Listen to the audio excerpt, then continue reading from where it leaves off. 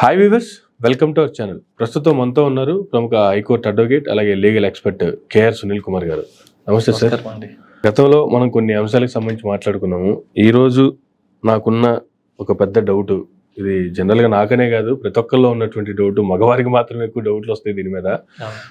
లాలో చట్టంలో ఉన్నటువంటి హక్కులన్నీ భార్యలకైనా లేదు మహిళలకైనా, మగవారికి ఎటువంటి హక్కులు లేవా అంటే ఏం చెప్తారు సార్? అసలు జనరల్గా భారతదేశంలో స్త్రీ గౌరవించబడుతుంది కాబట్టి ఆమెకు ఈ పాస్ట్ 25-30 ఇయర్స్ క్రితం నుంచి అబ్జర్వ్ చేసినట్టయితే కోడలికి ఎక్కువ కష్టాలు ఉన్నాయి వాటికని చెప్పేసి ఇప్పుడున్న చట్టాలన్నీ అంతకుముందు ఉన్న పరిస్థితులను బట్టి అనాదిగా వస్తున్నది.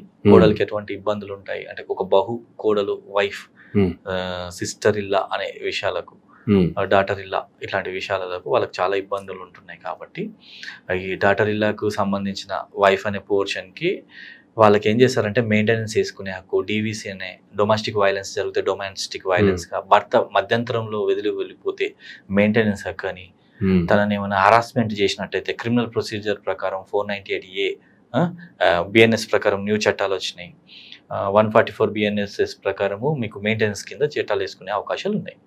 హస్బెండ్ అనేది ఏంటంటే ఇంతవరకు జరిగిన సినారియోని బట్టి ఈ కేసులన్నీ వచ్చేసినాయి.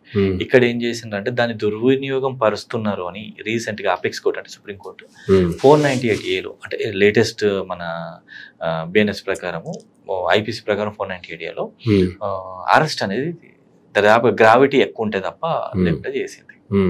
కాబట్టి నేను ఏం చెప్పదలుచుకున్నానంటే ఇట్లాంటి విషయాలలో ఉమెన్స్ మిస్యూజ్ చేయకుండా వాళ్ళు రైట్ఫుల్గా వేసుకోవాలని కేసులు చట్టం రూపొందిస్తే ఇప్పుడున్న సినారియో, ఇప్పుడున్న ట్రెండ్లో ఎక్కువ దుర్వినియోగపరుస్తున్నప్పుడు ఇక మగవాళ్ళందరికీ వచ్చే డౌట్లు ఇవి. మరి ముఖ్యంగా 498A ఇచ్చిన తర్వాత మహిళల రక్షణ కోసం, మహిళల కోసం అని చెప్పి ఇది ఒక అస్త్రం అని చెప్పి తీసుకొచ్చిన తర్వాత ప్రతి దానికి 498A అప్లై చేయటం, డొమెస్టిక్ వైలెన్స్ లేదంటే నా మీద ఇదైందనో ఏదో ఒకటి పేరు పెట్టడం, ఇంట్లో వాళ్ళందరి మీద ఉన్నటువంటి భర్త మీద 2018 కన్నా ముందు ఉన్న సీరియస్నెస్ ని తక్కువ చేసింది సుప్రీంకోర్టు.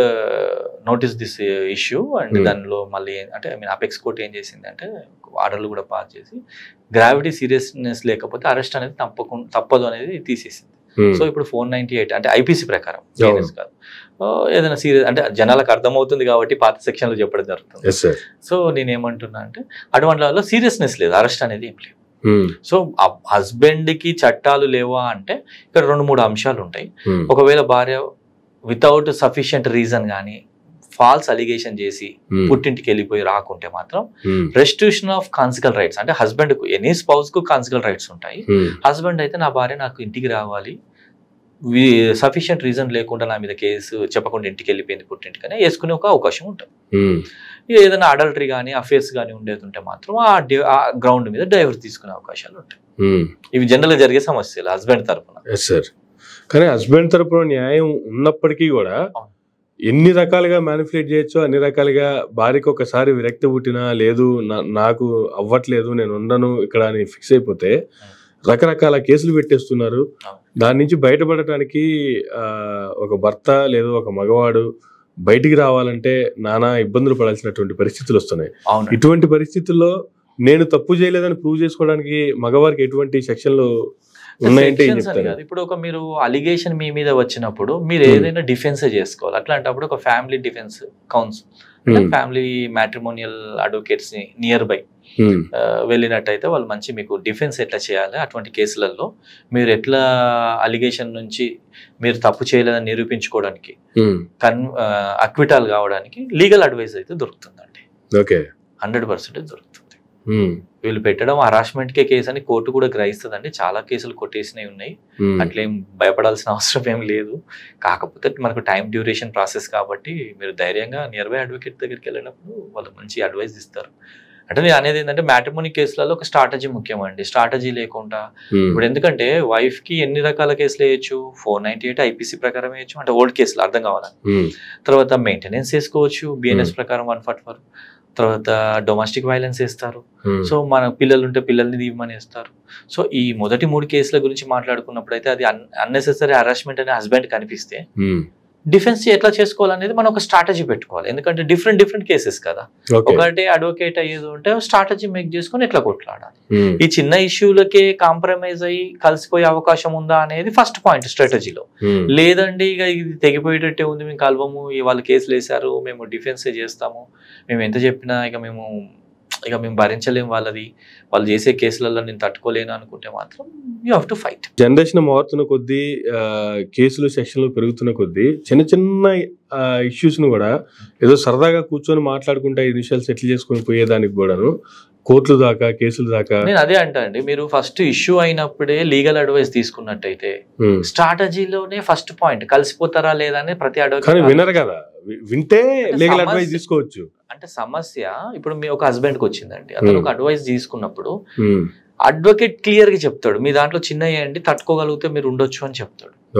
లేదు సార్ ఇది చిలికి గాలివాన అయింది సార్ ఇక మేము తట్టుకోలేము అన్నప్పుడే కదా అడ్వకేట్. జనరల్ గా అడ్వకేట్ చెప్తే ఎవరు వినరు, నిజమే మీరు అనేది. కానీ ఒక ఆ గ్రావిటీ ఏంది ఆ కేసులో, చిన్నవేనా పెద్దవేనా అనేది మంచి అడ్వైస్ ఇవ్వగలుగుతారు. అట్లేం లేదు, మా దగ్గర కొందరు వస్తారు సమస్య చెప్తే మీరు విడిపోరు, అన్ని మీ చిన్న కేసులు అండి, చిన్న ఇష్యూస్ సర్దుకపోండి అని చెప్పి చాలా మందికి పంపించారు.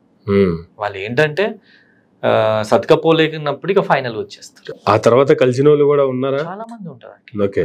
కొందరు అర్థం కాదు సిచ్యువేషన్, వాళ్ళ పాయింట్ ఆఫ్ వ్యూలో చూసి తప్పు అనుకుంటారు, కానీ ఓవరాల్ పాయింట్ ఆఫ్ వ్యూలో చిన్న తప్పు సర్దుకపోయే అవకాశం ఉంది అనేది తెలుసుకోరు. మాటల తర్వాత దాదాపుగా వాళ్ళు ఫైనల్ డిసిజన్ తీసుకునే వస్తున్నారండి. ఇప్పుడున్న న్యూక్లియర్ ఫ్యామిలీలో ఓపికలు లేవు కాబట్టి మనమైతే అడ్వైజ్ చేస్తాము, చిన్న ఇష్యూస్ ఉంటే మీకు ఇది విడిపోయేంత సమస్య కాదండి అని కూడా చెప్తాను. గతంలో అయితే ఇంట్లో పెద్దలు ఉండేవారు, ఏదైనా చిన్న ప్రాబ్లమ్స్ వచ్చినా సాల్వ్ చేసేవాళ్ళు. న్యూక్లియర్ ఫ్యామిలీసే కదా, ఉమ్మడి కుటుంబాలు ఏమి లేవు. ఉమ్మడి కుటుంబాలు లేవు. భార్య పెళ్లి అయిపోయిందంటే భార్య భర్త సపరేట్ గా వెళ్ళిపోతున్నారు, జాబ్ రీత్యా కావచ్చు, లేదంటే ఇక్కడి నుంచి లాంగ్ అయిపోతున్నారు కావచ్చు. ఈవెన్ సిటీలో ఉన్నా కూడా ఫ్యామిలీ అవుట్స్కట్స్ కాబట్టి సిటీకి వచ్చి సపరేట్ గా వేరు కాపురం పెడుతున్నటువంటి పరిస్థితులు. ఇలాంటి పరిస్థితుల్లో చెప్పుకునే దానికి పెద్దోళ్ళు ఉండరు, బోన్ డెసిషన్స్ తీసుకోవడం, ఎటువంటి డెసిషన్ తీసుకోవాలో తెలియదు, చిన్న విషయాలకు అతిగా రియాక్ట్ అవ్వడం, అంటే ప్రతిదానికి ఓవర్ రియాక్ట్ అయిపోవడం, ఓపికలు ఉండకపోవడం, చెప్పే వాళ్ళు ఉండకపోవడం, అడ్వైజ్ ఇచ్చే వాళ్ళు ఉండలేకపోవడం. కాబట్టి హస్బెండ్స్ అనేది ఏదైనా ఇష్యూ నిజంగానే వాళ్ళకున్న ఫీమేల్ అంటే వైఫ్ తను రాంగ్ అలిగేషన్ చేసిన, మీ మీద నిందారోపణలు చేసినప్పుడు మీరు నియర్ బై అడ్వకేట్ ని కలవండి. ఆ గ్రావిటీ వాళ్ళకు ఈయన ఎవరైతే హస్బెండ్ అయితే ఇన్పుట్స్ ఇస్తాడో, మగవాడి ఇన్పుట్స్ అంటే జరిగిన ఇష్యూస్ అని చెప్పినప్పుడు advocate can clearly tell that, clearly చెప్పగలుగుతారు. కానీ సిటీ వరకు ఉంటే పర్లేదు. కానీ సునీల్ కుమార్ గారు, కొంతమంది మ్యారేజ్ అనంతరం అబ్రాడ్ వెళ్ళిపోతున్నారు, అక్కడ ప్రాబ్లమ్స్ వస్తున్నాయి. ఏదో వంకతో ఇండియాకి వచ్చిన తర్వాత ఇక్కడికి వచ్చి అక్కడ ఉన్నటువంటి హస్బెండ్ మీద కేసులు పెడుతున్నారు. దీన్ని ఎలా సాల్వ్ చేసుకోవచ్చు అంటారు? అంటే జనరల్ గా ఏముంటుందంటే ఈ పర్సన్ ఎక్కడున్నాడు అనేది కదా, అఫెన్సా కాదా. చట్టం ప్రకారం జ్యూరిడిక్షన్ ఎక్కడ వస్తుంది, పెళ్లి ఇక్కడ అయిందే కాబట్టి ఇక్కడే జ్యూరిడిక్షన్ ఉంటుంది. సో వాళ్ళు కేసులు పెట్టుకోవడానికి వాళ్ళకి రైట్ ఉంటుంది. కానీ దాంట్లో నిజమేంత అనేది కాదు అనేది అక్కడ నుంచి ఎవరైతే పర్సన్ హస్బెండ్ ఉన్నాడో అతను ఇక్కడ నియర్ బై అంటే ఇక్కడ ఏదైతే పోలీస్ స్టేషన్ పరిధిలో వాళ్ళు కేసు పెడితే ఆ పోలీస్ స్టేషన్ పరిధిలో ఉన్న అడ్వకేట్ ని కలవడం వల్ల ఫ్యాక్ట్స్ అన్ని తీసుకొని రిప్రజెంట్ చేస్తారు. జీపీఏ తీసుకోవడం అనేది ఒక ప్రొసీజర్ అండి. తను రాలేనప్పుడు తన తండ్రికో ఎవరైతే భర్త ఉన్నాడో తన తండ్రికి ఆ జీపీఏ ఇచ్చి బిహాఫ్ ఆఫ్ దట్ పర్సన్ వాళ్ళ ఫాదర్ గానీ బ్రదర్ గానీ రిప్రజెంట్ చేయొచ్చు. అడ్వకేట్ కూడా రిప్రజెంట్ చేయొచ్చు, పోలీస్ స్టేషన్ లో కోర్టులో కూడా రిప్రజెంట్ చేయొచ్చు. జీపీఏ ద్వారా పిటిషన్ వేసుకోవడం జరుగుతుంది. సమస్య అతను ఇక్కడున్నాడా అక్కడున్నాడా అని కాదు, మీరు చెప్పిన సమస్యలు ఇప్పుడు చాలా ఎక్కువ ఉన్నాయి, అవి వాటిని కూడా ఎదుర్కోవచ్చు. అట్లే రైట్ సార్, థ్యాంక్ యూ అండి, thank you very much sir. ఇదండి నాటి ఇంటర్వ్యూ. మరొక ఇంటర్వ్యూ మళ్ళీ కలుద్దాం. చూస్తున్నానండి మైరా మీడియా.